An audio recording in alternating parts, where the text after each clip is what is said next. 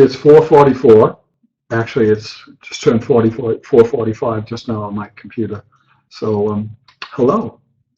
First thing I'd like to do, I want to thank a gentleman who worked hours and hours and hours with Mariana in order to get us on site.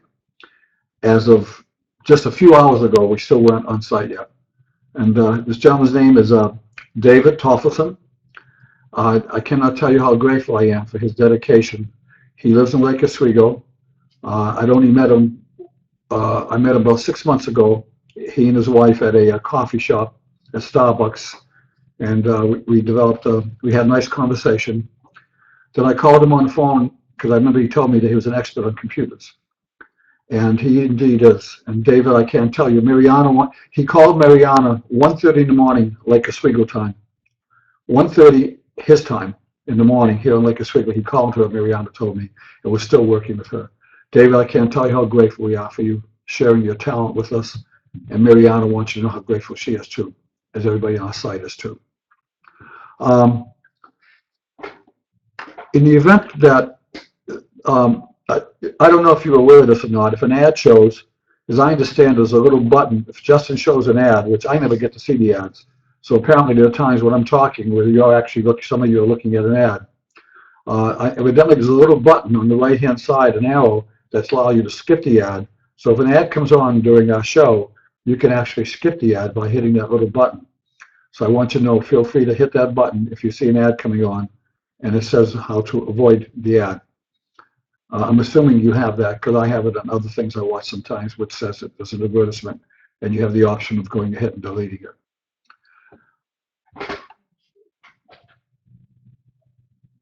Our format apparently hasn't changed on it because we're functioning now, so I can cross that agenda off my item. And I'd like to right now, as we start, to invoke our community of spiritual masters to come, allow their energy to join us. Allow the energy of the spiritual masters and our allies from outside to be able to share with you the energy forthcoming to open up your hearts and your minds for whatever you're going to hear today. And to give me the wisdom and the ability to choose words as I articulate the messages that I have for you in such a manner that they make sense to you and go into your hearts also. I think the first place I want to start is a message that Yeshua sent us about 4 days ago. It was entitled, True Messages Will Begin to Emerge. And some of you might say, well, Nick, why are you telling us this since it's in our archive and you went ahead and posted it? And the reason being, there are many, many people that watch the show on Sunday that only watch the show on Sunday and they don't come to our site. In other words, they don't visit our site during the week. They don't read the postings. All they simply do, there's probably about 50% or 75% of our audience that only comes to the show on Sundays right now at 4:44, who do not watch it, who do not come to our site during the week. So they don't know that we received a message from Yeshua a few days ago. In fact, I'd say probably as much as, if there's 50,000 people that watch the show during the week, maybe out of 50,000 people, only 10,000 actually come to the site on a daily basis. And the others only come to watch the show, or to watch the show either live or in the archive. So I want to talk about the message we got from Yeshua. It was called A Message to Yeshua, to Nick, meaning to me, and his spiritual family, meaning you. And it says, Dear Nick, it has been a while since I've spoken to you and your spiritual family to have something published on the website that others could share and understand. And it has been a while. It's been a long, long time since Yeshua posted anything for us to put on our site. He goes on to say that the meeting in San Diego that I had with him was a significant turning point that I had with he and spiritual masters and the allies from outer space. It was a turning point because for the first time, those had been focused on me, Yeshua, and my life either directly or through you, began to understand through you that the spiritual world which works with humanity and guides humanity is indeed much broader than just me, Yeshua, and the writings of those like you, Nick, who've kept my messages 2,000 years ago alive, or tried to keep it alive. And I told you that Yeshua is very adamant over the fact that he wants the others to get recognized, that he is not the only spiritual master, that he is one of the community of spiritual masters. It'd be as if you belong to a club. Let's say, for example, a team of 20 people. But only one person got all the recognition in that club, and the others 19 never got any recognition as if they didn't exist. And the only recognition they got, and the coach of that club, let's say, for example, the coach was the church. The only person they kept saying who's wonderful, who's a star, is this one person in the club. He never mentions the other 19 players. And what Yeshua is saying, that he wants you not to have that kind of attitude, that he wants you to recognize that he's just one of many spiritual masters, and that he wants them to get their due acknowledgement, because they also work with humanity and guide humanity just as indeed he does also. And he goes on to say that we have been over this fact before, that teachings have been that his teachings have been destroyed. Sometimes inadvertently in copy, sometimes in transcribing, and simply not thoroughly understood. When it was what it was that Yeshua was trying to say. And of course, my books tell you that in the 4th century, when the scribes were rewriting the Gospels, at times they made many, many errors, and times they intentionally changed it. He goes on to say, other times the teachings have been deliberately distorted, which is what I just said. And you have reported some of those, Nick, some of those distortions in your books. And for that, I, Joshua, am very grateful to you, Nick. But now the time is approaching where the church, this is Yeshua saying this, not me. Now the time is approaching that the church is ready and humanity is ready to dig deeper and find deeper distortions and misunderstandings. This we will have to take very carefully nonetheless. Writings that heretofore have been considered holy and unquestioned by many will now be put before the test of truth.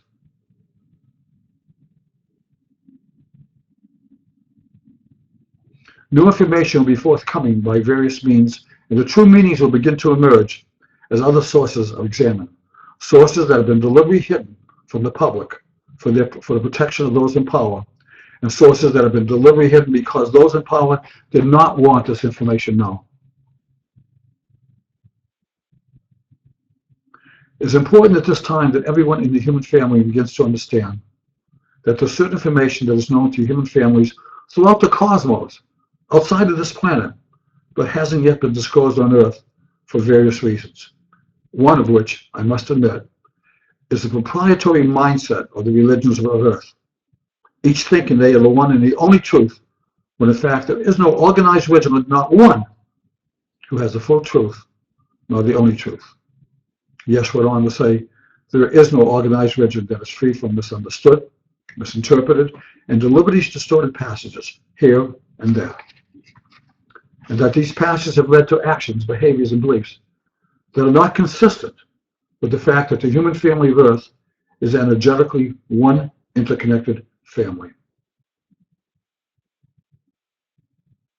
I would ask you and the readers of this website, talking to you, who are your spiritual family, to begin to think of the fact that this human family of Earth is energetically connected. Every single member to every single other member. I'd ask you to think, let's stop right there, that we're interconnected. And isn't this true? Tammy's sitting behind me, but what's between she and I? There's air that has molecules and atoms and who knows what inside of it that's connecting us. If you read my book, The Great Tomorrow, if you recall, in The Great Tomorrow, I said everything in the entire universe is connected. That we are interconnected to each other. We are connected to the Earth that we're on. The Earth is here, the Sun is here, and yet there's a space between the two that interconnects them. Because that space also is made up of something, some kind of material, even if scientists don't know what to call it. They call it space, but it's connecting our planet with the Sun. And the Sun, in turn, is connected to all the other planets, and it's connected to other planets and other suns and other galaxies. Everything in this universe is interconnected.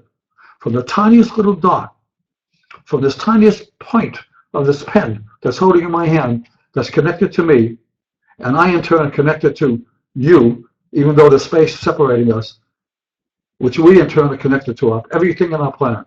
So let me read this paragraph again so you understand what he's saying. He says, I would ask you to focus and bring into every situation, no, excuse me, paragraph before that.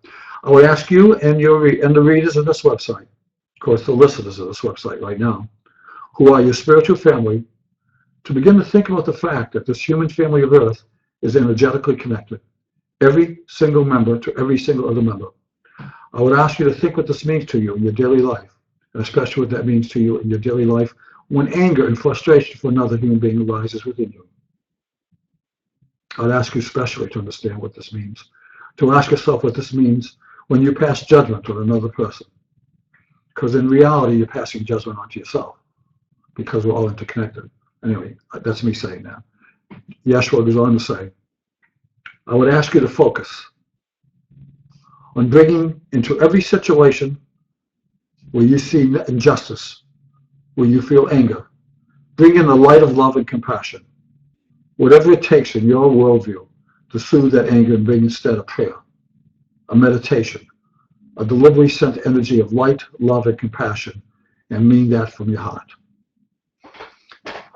It's like Yeshua was talking about our vows, that we should practice the vows that we have on our website, the vows that are on our site that I've been given, shared with you.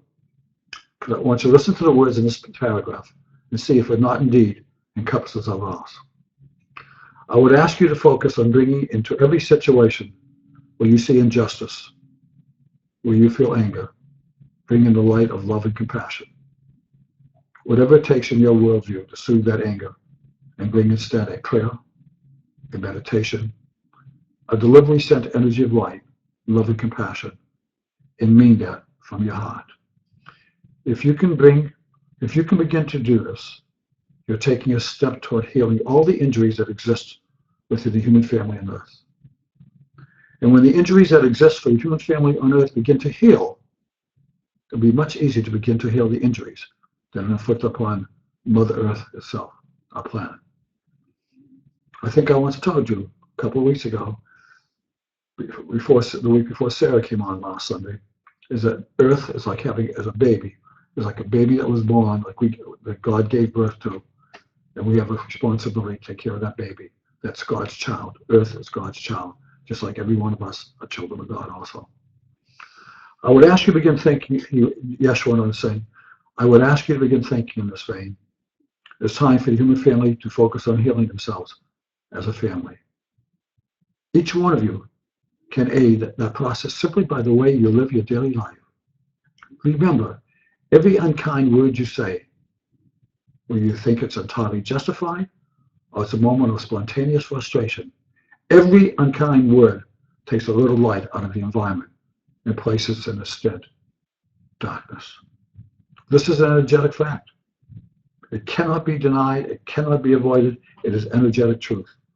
Be mindful of that. That's what I ask of you.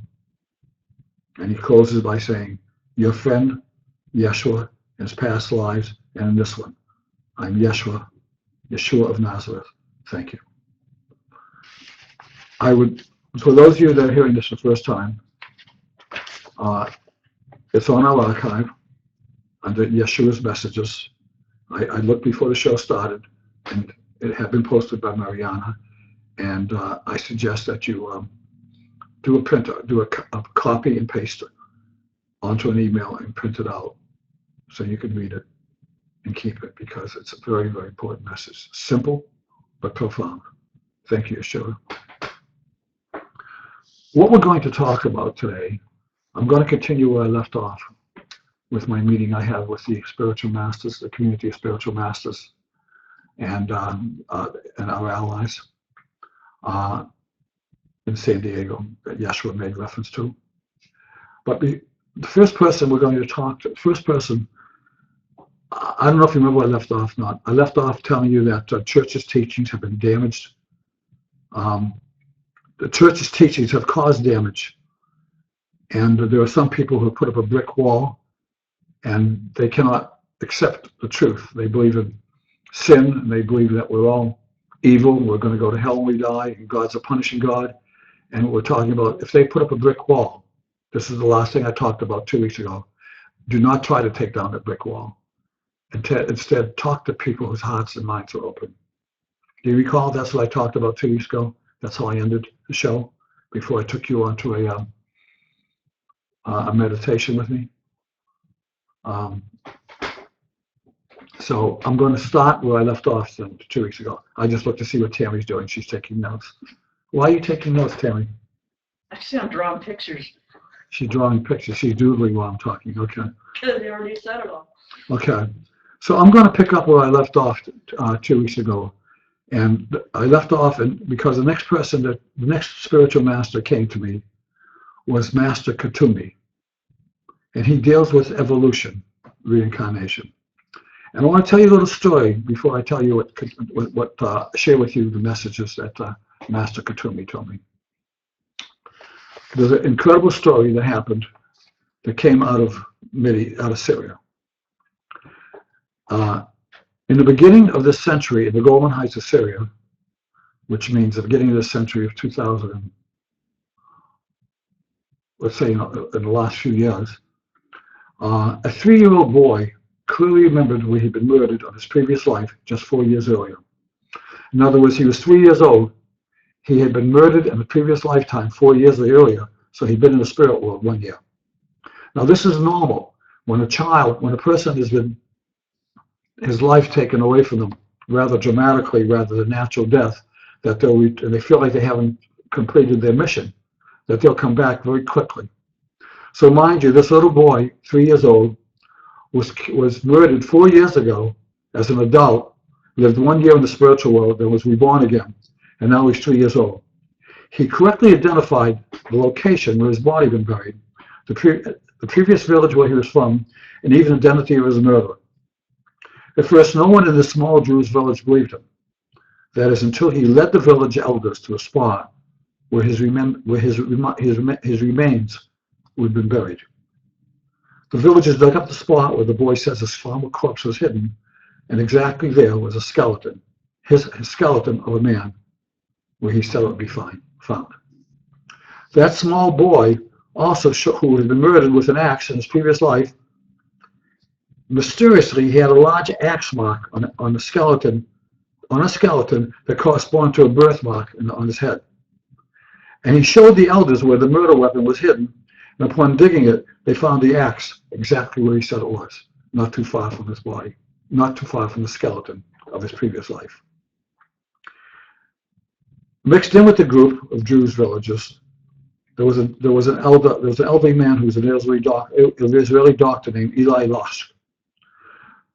And Dr. Losch recounted these astounding events to a German therapist, Toulouse Hardot, for his book, Children Who Have Lived Before, Reincarnation Today, in which this boy's stories retold, along with other stories of children who seem to remember their past lives with verified accuracy. Now, this boy was of a Jewish ethnic group, and his culture accepts the existence of reincarnation as a fact. His story still surprised his community due to the clarity of the recollection of the events of his previous life and death, and the proof that he was able to produce that indeed that skeleton, the fact he found the skeleton and pointed out where he was buried, and as well as where the axe was, the murder weapon, that this little 3-year-old boy could take him to it. But not only that, he had a birthmark on his head, which exactly coincided with where the skull had been crushed by the axe. This boy had been born with that long red birthmark on his head as soon as he was old enough, and as soon as he was old enough to talk, he told his family he'd been killed by a blow to his head with an axe. The boy also remembered the full name of the killer. And when he confronted the man, the alleged killer's face turned white, according to Dr. Lash in his account to author Toulouse Hardot, but the assailant did not immediately admit to the murder. However, faced with all the evidence provided by the boy, the murderer was eventually compelled to admit the crime, and then he was legally charged with having murdered that little boy, that little 3-year-old boy, in his past life, and that he indeed did bury the skeleton in the location the boy pointed out, as well as hid the axe in the ground also, where the boy pointed out. Now, if that's not evidence of reincarnation, that we all have past lives, there is no other explanation for it. So let me now talk about Master Kuthumi. Master Kuthumi, his primary connection deals with soul evolution, reincarnation, that is, that our soul does continue, just as that little boy did. And you have to remember something I've said 1,000 times, if I've said it once. Well, let's say 500 times if I said it once. That we're not human beings who by coincidence have a spirit and soul. We're spirits with a soul that are having a human experience. I want to say that one more time for those people that are hearing it for the first time, since we have some new people on our site. We're not human beings who by coincidence have a spirit and soul. We are spirits with a soul that are having a human experience. Kuthumi told me in San Diego that it's not important who you were in the past life. It is not. Or if you were someone whose name is known in history. He said, for example, he was Pythagoras in a past life that dealt with numbers. He said, but what is the difference? He said, if in my next lifetime after that, I had nothing to do with numbers. It's not important who you were in your past life. And the reason I say that is that what if in your past life you were a great doctor, but in this lifetime you quit school in high school, in your junior year in high school, and never got an education, and instead you're working in a factory, which is nothing wrong with that. But therefore, why is it important that you were a doctor in a past life? Why would you say, hey, I was a famous doctor in my past life? So what? If you're not using those skills in this lifetime, which I'm going to go into in a minute because that's what Kuthumi was talking about. If indeed I lived a lifetime 2,000 years ago, and in this lifetime I had lived a life of that brought shame on myself and never followed a spiritual path, you and I wouldn't have this show right now, would we? I would never have written a book. You would not have my website to come to, your chapel, and I would not be talking to you at 4:40, a show that started at 4:44 today. Because basically, you wouldn't know me and I wouldn't know you, and I would have said, who cares about reincarnation, all those crazy things some of these New Age people believe in? Because I would have had a totally different mindset. Of course, I'm not New Age, but you understand the point I'm making. It does not make a difference. If I indeed lived 2,000 years ago and didn't in this lifetime take the karma of that lifetime and use it in this lifetime, it doesn't make a difference who you were 2,000 years ago or any previous lifetime. And that's what Kuthumi was telling me. And that's what I'm sharing with you. He said, what is really important is to try to discover what gifts you had in a past life and to use them in this lifetime. To find out what your soul purpose is, to use those gifts and those attributes you had in the past lifetime. I was just thinking, for example, Paul was a prolific writer. Paul loved to write. I love to write. You know, Paul wrote all those letters. Some of them we have in the Gospels. He wrote many, I believe he wrote dozens. He wrote hundreds of more letters than that, but we have a number of them the church put in the Gospels. Well, Paul was a prolific writer, and I love to write. Paul loved to talk in front of live audiences. And I've used that I call it a gift. I've used that attribute, that skill of being able to talk in front of people, large audiences that Paul did 2,000 years ago. I use it in my lifetime. That's what's important, Kuthumi said, is to take those attributes, those skills that you honed in your past lifetimes and use them in this lifetime to help humanity. And not only to help humanity, but also to develop yourself, to develop your own gifts, your own skills. That's what's important, not who you were in a past life. You might have been a king in your past lifetime or a queen, so what? But if you were a benevolent king and you learned how to feed the hungry people And you now took those skills that you learned in that lifetime of benevolence, that attribute of benevolence and the attribute of how to feed the hungry children, and use them in this lifetime. That's where your lifetimes become important to you. Is by understanding those skills and bringing them forth into this lifetime. Those skills that are attributes to help humanity. He went on to say, Kuthumi, that you must also remember that you are a spirit of divinity. In other words, your spirit is divine, and that God is within you. Every one of you, every single one of you, God is within you. And your purpose is to evolve, to become one with that divinity, that divine that's within you. And of course, you've heard me say that 1,000 times when I talk about our pyramid, even though they want me to use something different than a pyramid, which I will be talking about later in the show, a different example than a pyramid. But how we continue to evolve and ascend to become one with God. And he said, Nick, it's so important you reinforce that every single one of you have the Spirit of God within you. And your purpose is to evolve and ascend, to become at one with that divinity that's within you. So that divinity, which is God and the source, are all one. We are at one with God. The all. Not the one that the churches teach. I'm not talking about the God the church teaches. Now, this was him saying this. Kuthumi was saying to me, Nick, I'm not talking about the God that the church teaches, the one that makes judgments. He said, Nick, the Yeshua's explanation to you earlier was a good one. That it's not a God that's sitting on a throne with a beard that threatens his children and punishes his children, makes judgments. Yeshua's presentation he gave you early in the day, Nick, was accurate.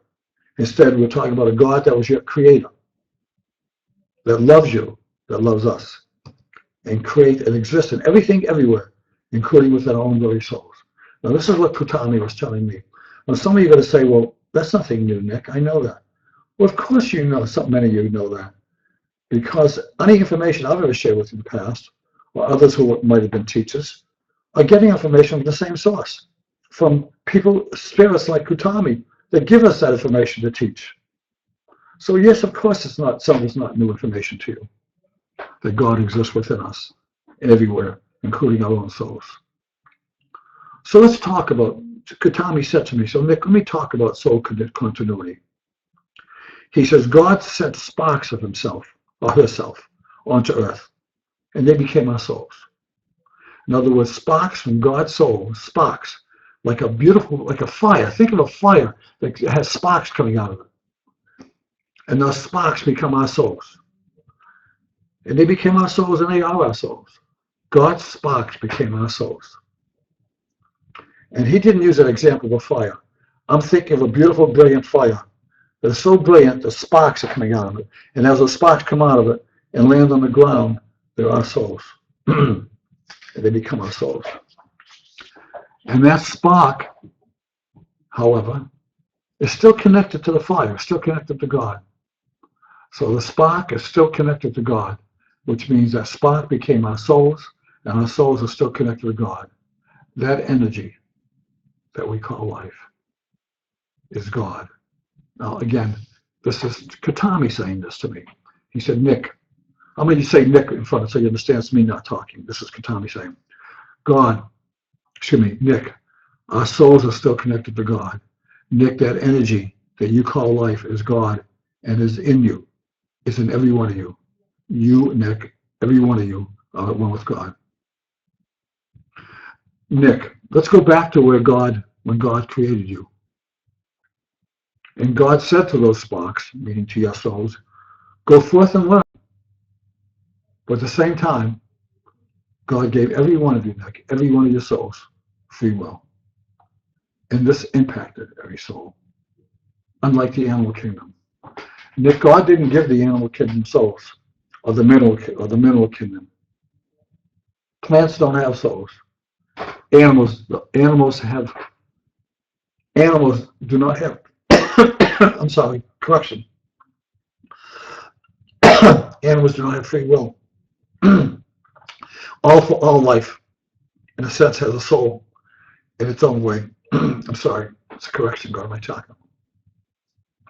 Thank you for bringing my attention. I meant to say they don't have free will. Only we have free will. I'm jumping ahead of myself now because I made an error and my chakra got choked. I couldn't speak because I wanted me to correct the error. Unlike the animal kingdom, we have free will. The animal kingdom does not have free will. But they all are part of God.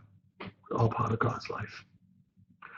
But the continuity, Nick, the continuity of your soul, reincarnation, began with that spark of God becoming your soul. Mine and every one of you, Kuthumi said. And it's still connected to this day. Nick is still connected to this day, this moment with God. Your souls, my soul and yours, Kuthumi said, is still connected with God. Kuthumi went on to say that souls work in groups, that there is literally such a thing as soul groups. Perfect example is our group, the Great Tomorrow. We have a soul group. And free will allows you and us to choose which soul group, if any, we choose to work with. For example, some of you may belong to a club. You choose to belong to that club. And there's some people in that club you may say, you seem so familiar to me as if we've known each other before. And the person says, no, I've never met you before. It's the first time I've ever seen you. And you say, but I feel some kind of identity with you. How many times you met somebody and said, I know this person? You join the PTA or you join the Rotary Club or you join whatever, and you say, or you go to your chapel or your church, you say, I think I know that person. That person seems so familiar. And I am telling you that many of you do come in contact with others that you've known before in a previous lifetime. And oftentimes, collectively, you come together as a group. You might belong to a group, for example, that believes in gay rights. And you might be a strong advocate within that group. Did it ever occur to you that maybe that group had been in a previous lifetime all together also fighting for that same cause? Or maybe fighting against that cause? Maybe you were in a group in your past life that was fighting against gay rights. And now in this lifetime, you've been brought together as a group, but this time to be an advocate of gay rights. And the same could apply to prejudice of the skin or any ethnicity. But soul groups do come back together again. And I don't mean they live together for 24 hours a day. Maybe you see that person one meeting a month, but you might have been having one meeting a month in the previous lifetime with that person on something that you truly believed in too at that time. So soul groups do come together in lifetimes for common causes that they have. And it's your free will that chooses you decide which soul group, if any, you choose to work with. Whether it be a PTA group, parent teachers group, or a group in your chapel, a group that wants to save the environment, not to cut down trees, a homo association group where you don't want people to violate the homo association rules. How many groups do we get exposed to in our lifetimes? Starting off when we're a Cub Scout or a Girl Scout or a Boy Scout or a Brownie, all the way through until we're in our 80s and 90s and we join some group of elderly people that want to sit around and talk about how there is only no such thing as death, only a transitional soul. Oh, a hospice group, perhaps. Also, Kuthumi said, Nick, also on earth, soul is still connected to your soul that's in the spirit world. And he gave me an example. Kuthumi said, think of a bottle of wine, like a big bottle of wine, and you pour out just a small amount, this much, and that aspect of that wine bottle is you. You are on earth. And you're just that much of the wine bottle, of the huge gallon of wine, the beautiful wine that's still in the spiritual world. In other words, our spirit is not just in us, but it's also our spirits in the spirit world. Only a part of our spirits inside our bodies. Only a part. Maybe this much. Maybe that much is still existing in the spiritual world in the Magnum bottle of wine, beautiful Magnum of Chateau Lafite Rothschild, 1956, whatever. It's precious wine, and only this much is in Nick Bunick. Only this much of that soul is in you. But your higher self, your oversoul is still in the spiritual world. This is what Kuthumi was teaching me.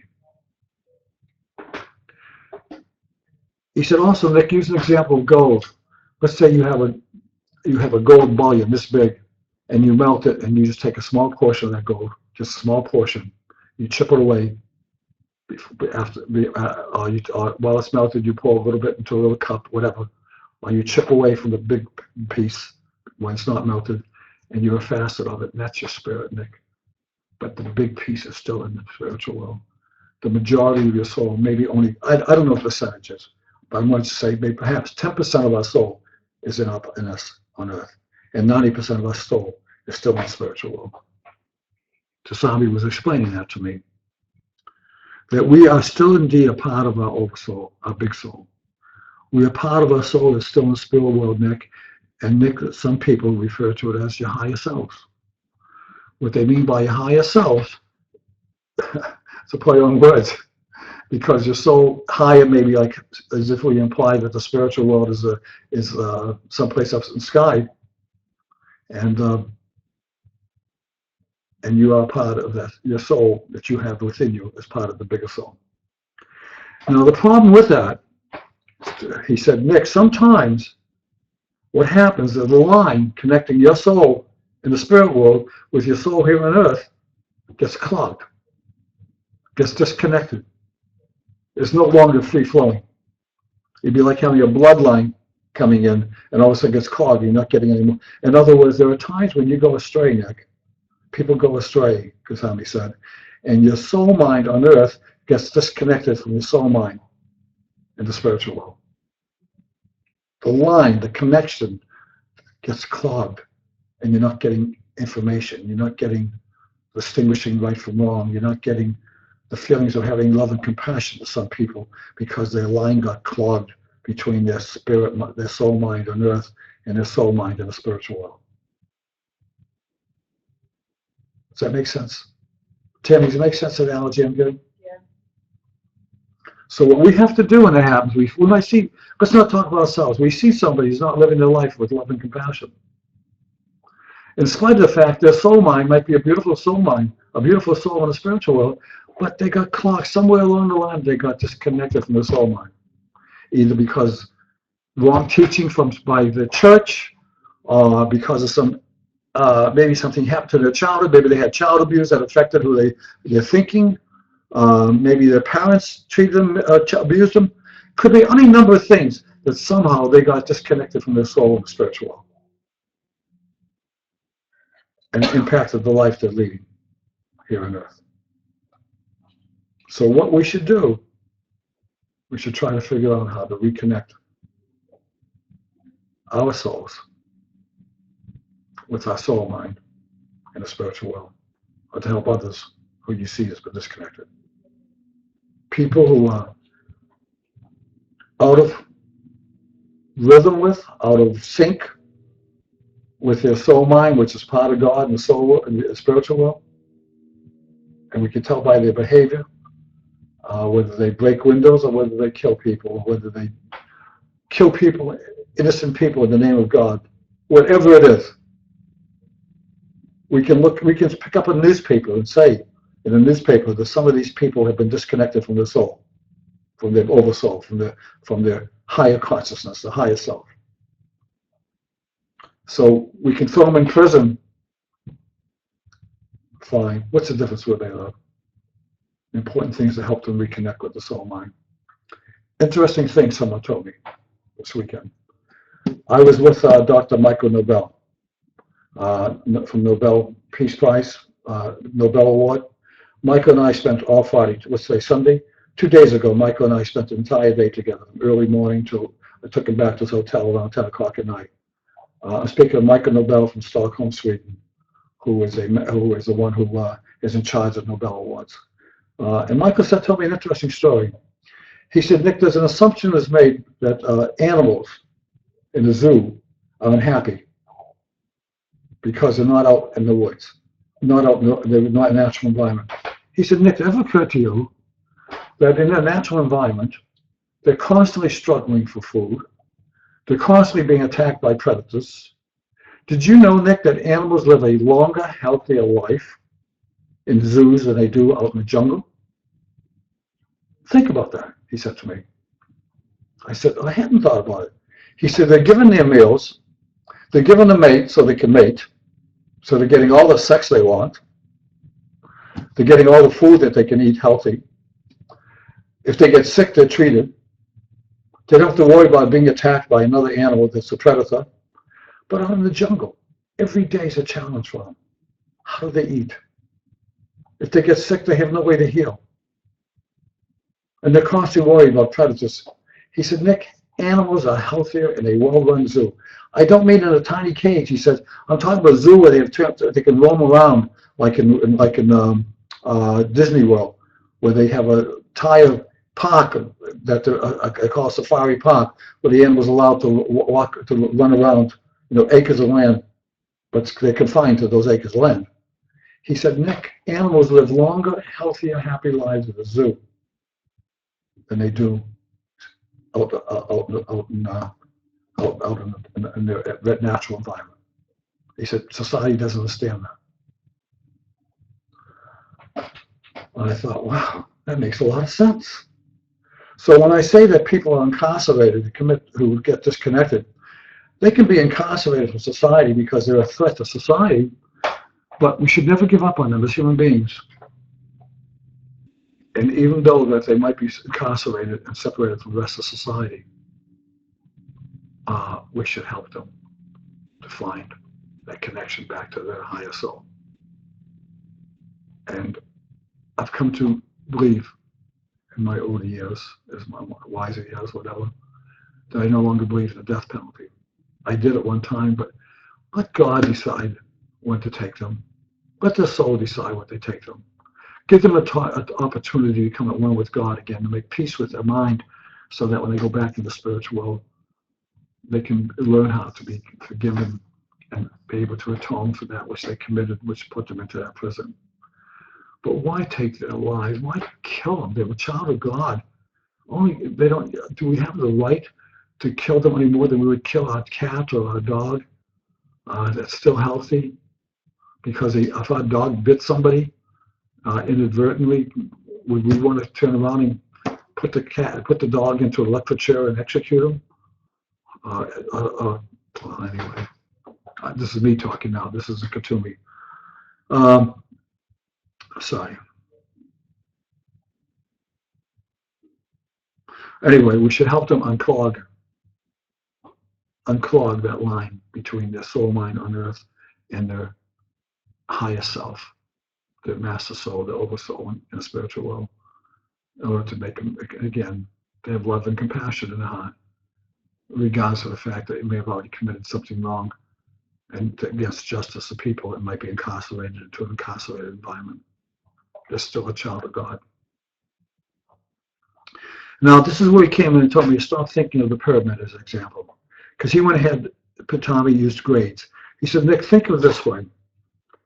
When a person is just learning right from wrong, they're in a low grade. Maybe they're in the first grade, they're in kindergarten, in the second grade. And as they become more intelligent, as they evolve, they get into a higher grade until eventually they graduate. And think of graduation as that's when they go to the next level and becoming higher, becoming like one with God. They said, Nick, you might even, Kuthumi said, I know you'd like to use the pyramid, Nick, but people might think of a pyramid as something to do with Egypt or whatever. He said, use grades. We're evolving, trying to go from the first grade as we learn more, understand our relationship with God. We go to the fourth grade, fifth grade, and sixth grade, and so on, until we eventually become one with God. And he said, and that's what reincarnation is. Like sometimes you can't graduate. You don't graduate in one lifetime. Sometimes it might take you 100 lifetimes, 1,000 lifetimes to graduate, to go from kindergarten to get an MBA degree, or a doctor's degree, a PhD, whatever. He said sometimes you can't do it in one lifetime. He said that's why continuous of soul is so important. And of course, you've heard me say that when I spoke with the pyramid, that we can't climb the 1,000 steps to the pyramid in one lifetime. But he did say, Kuthumi said, that once you graduate, a soul only comes back on earth to this mortal life when it's needed. And he said, Nick, even in the spirit world, those masters like Yeshua, other spiritual masters, they're continuing to evolve. They're continuing to evolve to a higher level. So they don't want to come back to Earth because they want to be in the spiritual world, evolve to a higher level. But they do come back, Nick. Every so often, they come back on Earth to be a teacher to us in mortal bodies.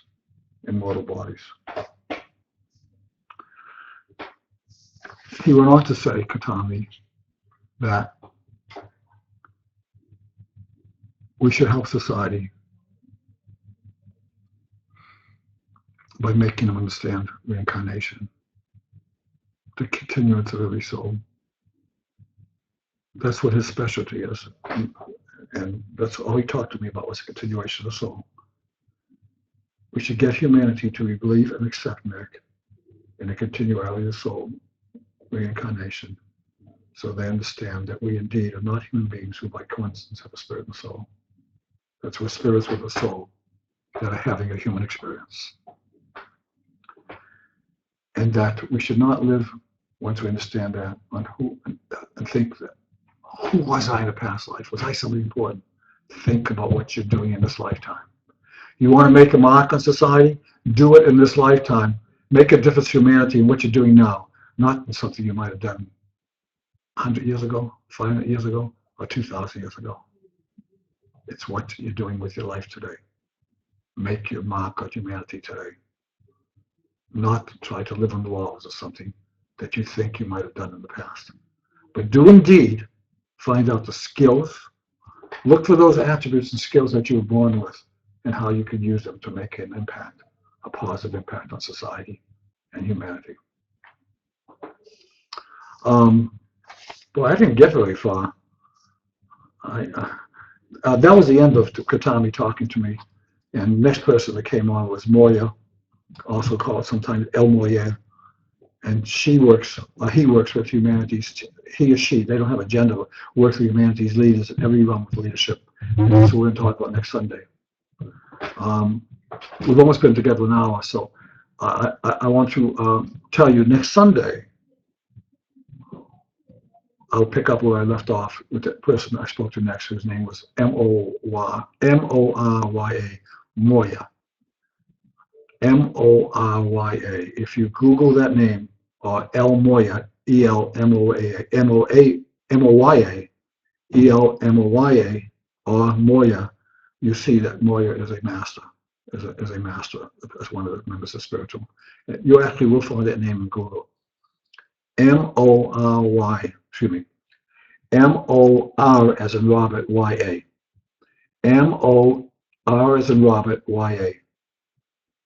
Or El Moya, E-L, simple word, M-O-Y-A. You'll find out who, and that's who is to talk to me next. But I'm going to jump, since I don't have time to do that, I'm going to go to what I was going to say last. I have two more things I want to do with you. I want to talk about the great tomorrow and what our mission is.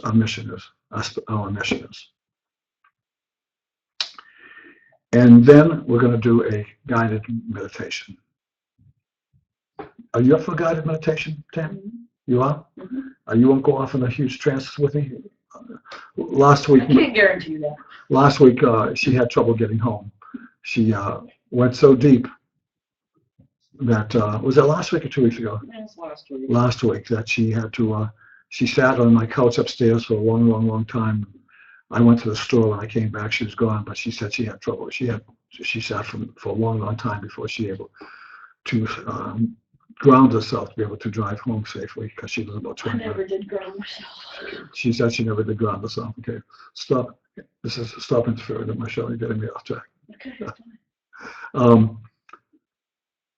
The Great Tomorrow. What is the Great Tomorrow? The Great Tomorrow is a non-profit corporation that's committed to humanitarian, educational, and spiritual-related purposes and focuses on many different projects in various parts of the world. Here is our mission statement. Here is our mission statement, which you are part of. The Great Tomorrow, that is. Number one, providing quality health care, diagnostic and preventive, as well as treating those who are in need. We have a cure for cancer.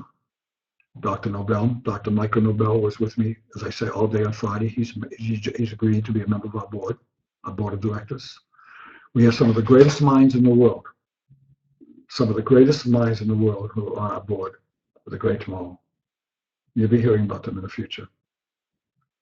And we have the cure for a number of diseases like autism, ADT, alcoholism, all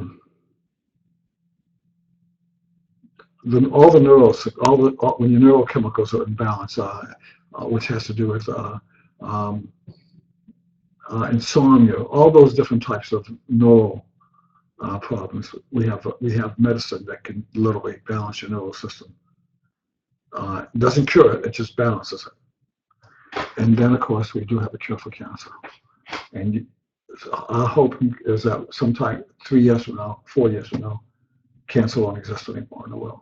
That we'll actually have a vaccine that you can inoculate a child with, and no longer cancer will. So we have providing health care, diagnostic and preventive, as well as treating those who are in need. There are 4 things. Second, providing adequate food and potable water in the world to those in need, as well as teaching them how to attain sustainable supplies of both. Teaching them how they in turn can grow food and create potable water. And we have 2 products that I know of, at least 2, that can help them in the Great Tomorrow, that are proprietary. One is that we have the ability of taking water, no matter how bad it is, no matter how polluted, within 2 hours, the water is capable of being pure and capable of being drinking it. Even salt water. Within 2 hours, we can put it in a container with a certain solution we have, and that water is totally purified. So we can create potable water in parts of the world where they don't have potable water. And the other thing is, regarding food, one of our products is a product which also is a chemical product like water, which you can put on a farm being grown, let's say in Southeast Asia or some third world country in Africa, and it increases the production of the product by almost 100%, as well as shorten the time it takes to grow. So in other words, if you had an apple tree, it produced twice as many apples in half the time it normally takes to produce apples, to feed the hungry people of the world. So that comes under our second category of providing adequate food and potable water. The third category of the 4 of the mission statement of the Great Tomorrow is providing religious freedom for all and helping others understand the relationship with our Creator, the Divine, and motivating humanity to embrace universal love and universal compassion. And how are we going to accomplish that? Our Music and Miracles tour. The movie's going to be made in Hollywood. A documentary of my experiences, as well as a movie film that's going to be made.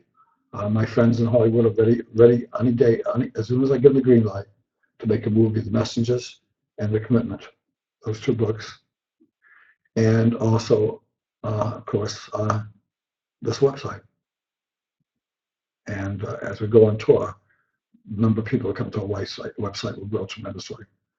As we go on tour, on our Music and Miracles tour, teaching people, indeed, that what our relationship is with God, and I don't care what the religion is, regardless of what the religious beliefs are, help them understand the relationship with our Divine and motivate them to embrace universal love and universal compassion. People get healed. People actually have healings. I had 3 people today that had healings. When I say had healings, I mean they weren't dying of cancer, but they were able to have me take their hand and feel the energy go into their bodies. And they knew there was some kind of energy they couldn't account for that was going into their bodies.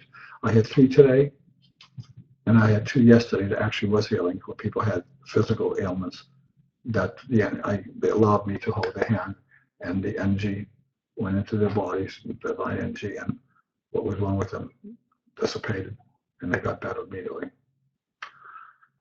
Well, that's happening at our Music and Miracles tour. When people that are blind get their sight, and people that are deaf get their hearing, and people that are crippled will walk, and it's seen by thousands of people. Can you imagine the numbers of people that will indeed understand that God can perform miracles?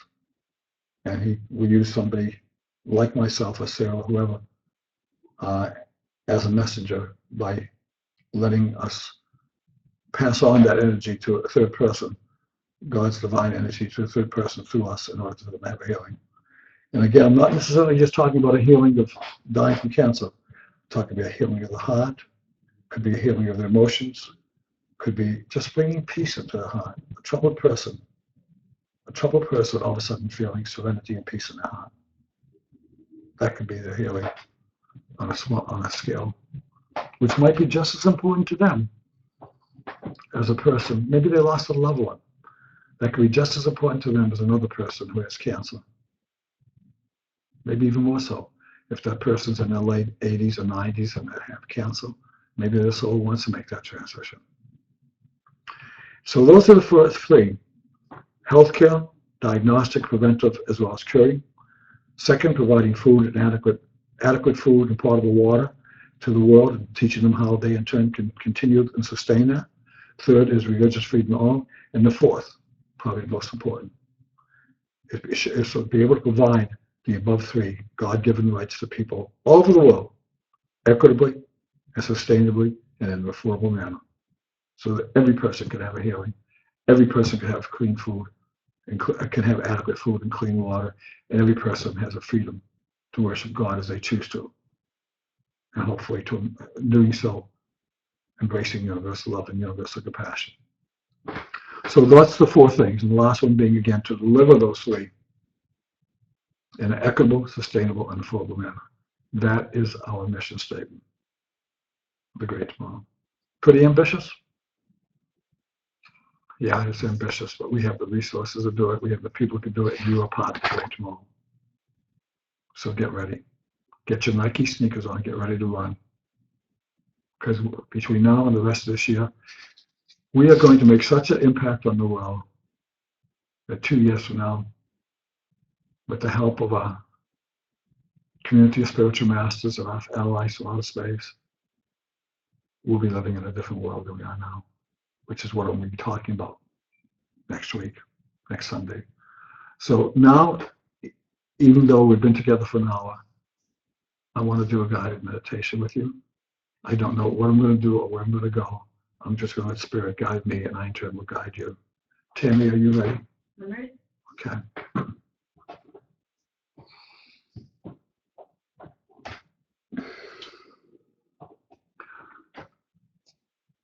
Tammy, before we start, would you turn on the light and back? I'm going to shut this light off.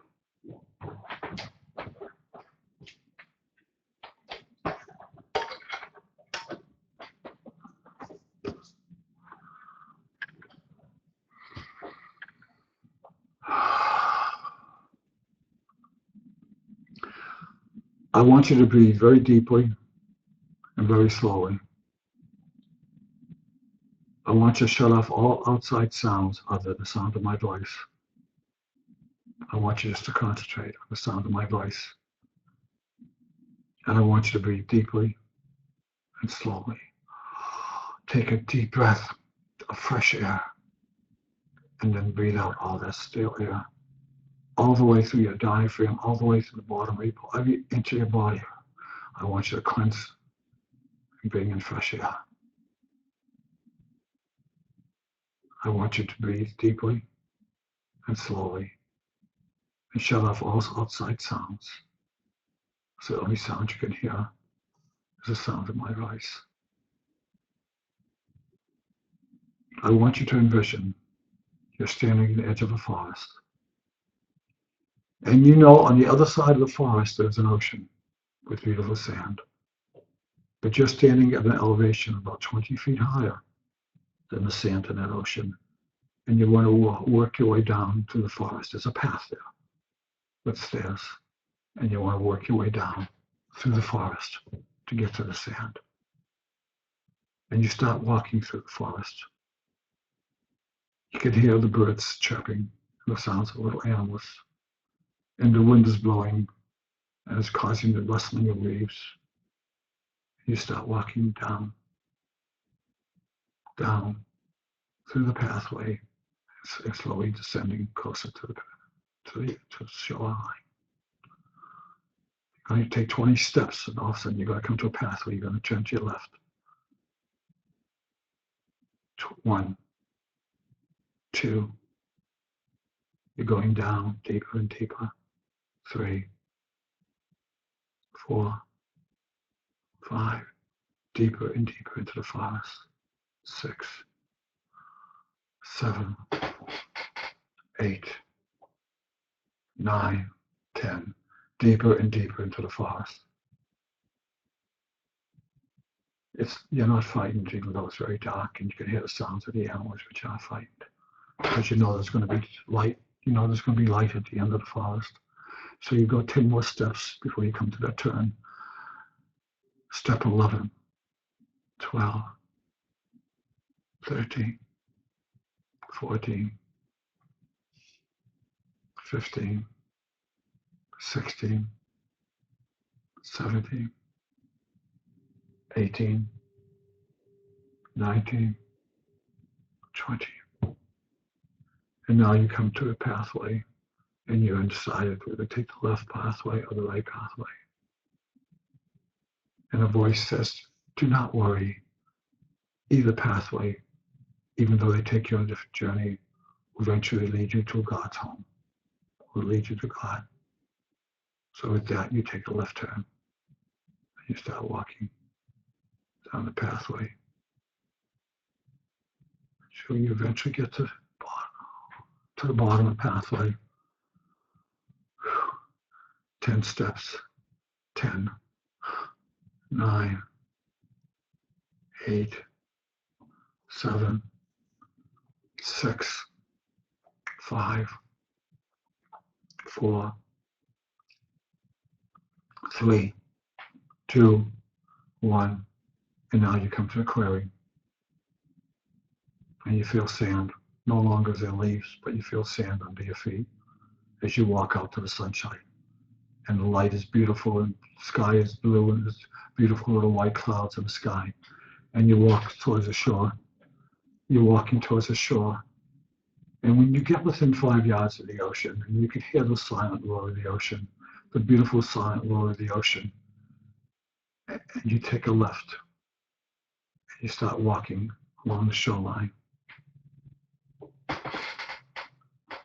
in a northerly direction if you're on the west coast, and a southerly direction if you're on the east coast. But you're walking along the shoreline.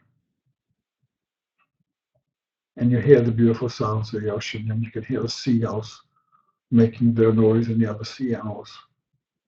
And you can hear the waves breaking along the shore. And all of a sudden you look up. It's a beautiful day. In the low 80s, it's not too hot, not too cold.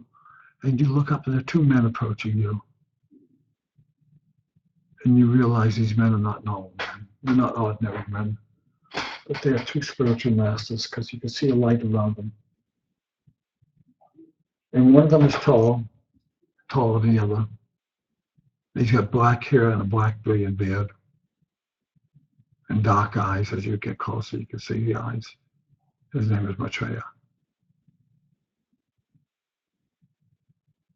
And standing next to Maitreya, walking on Maitreya's right, on your left, is Yeshua. And you approach them, and they both stopped, and they stood there, and they're standing there smiling at you, waiting for you. Maitreya has a very serious look in his face, but a little smile at the edges of his lips. I see a little smile as he's looking at you with wisdom and love. And Yeshua is laughing with joy, which he does so often. His hair is blowing in the breeze. His beautiful brown hair with reddish highlights and gold highlights from the sun. And he's got a mustache and a beard, short beard. Beautiful blue-gray eyes. And he says, how are you, my child? If you're a woman, he says, how are you, my sister? If you're a man, he says, how are you, my brother?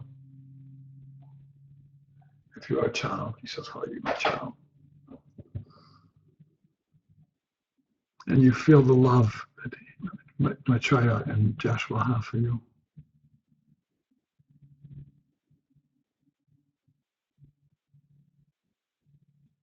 You say, I'm fine.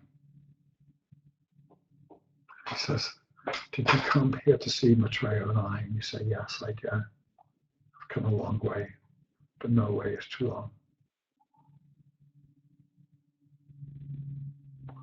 Yeshua says, thank you. And Maitreya says, thank you. And he blesses you. He says, God bless you. May all your dreams become reality. May all your good dreams become reality. You say, thank you, Joshua. And Maitreya also says to you, be brave and be committed to that which you know is right. And have a positive impact on your brothers and sisters in the world because you're all interconnected. And he said, yes, Maitreya, I've been learning that. So now they say to you, do you want me to give us a hug goodbye? I'm sorry, what did I just say? It's time to say goodbye. Not goodbye, it's time to say so long. And you step up and you take Yeshua into your arms, and he takes you in his arms and he gives you just the most beautiful hug. He hugs you and you hug him and you can feel his energy. And then he pushes you slightly backwards, gently, and puts his arm on his shoulders and looks into your eyes and he says, you have my love. I love you, my brother or my sister, my child of God. And you say, thank you, Yeshua. I love you too. And then he turns, starts walking back down the beach, and you start walking back up your path.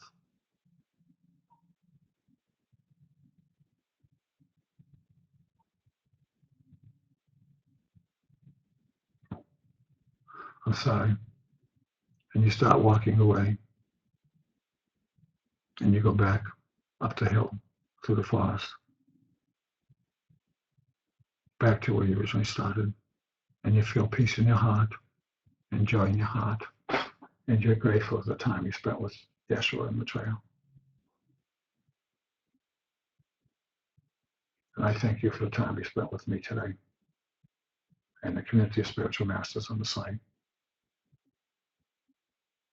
I'm not grounded right now, so I have to get grounded. I want to say thank you for being with me. I'll see you next Sunday. God bless you, every one of you, as you continue on your journey. Goodbye.